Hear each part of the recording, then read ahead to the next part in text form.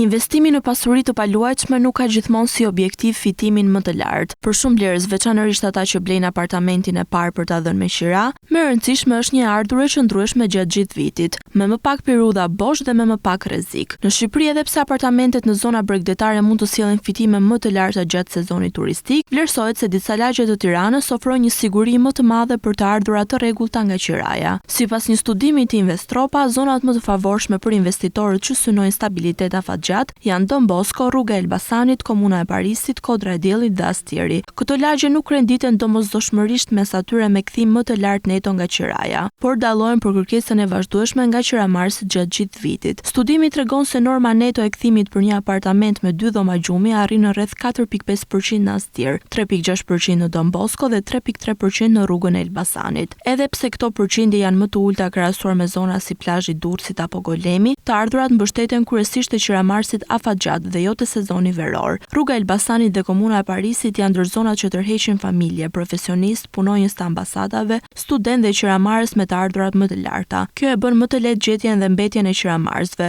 duke ulur rrezikun që apartamenti të mbetet bosh. Ndërkohë Don Bosco dhe Astieri preferohen nga qiramarrësit me të ardhura mesatare që kërkojnë ndërtesa më të reja, akses të mirë dhe qira më të përballueshme sesa në qendrën e Tiranës. Për investitorët e rinj, këto zona konsiderohen më të thjeshta për tu menaxhuar sesa apartamentet që nuk varen kryesisht nga fluksi sezonal i turistëve. Sipas analizës, kompromisi kryesor është potenciali më i ulët për fitime të larta në periudha të shkurtra. Megjithatë, një apartament i pozicionuar mirë në Tiranë mund të ofrojë të ardhura më të qëndrueshme me më pak periudha pa qiramarrës dhe kosto më të ulta menaxhimi, duke bërë një zgjedhje më të sigurt për investitorët që kërkojnë stabilitet afatgjat.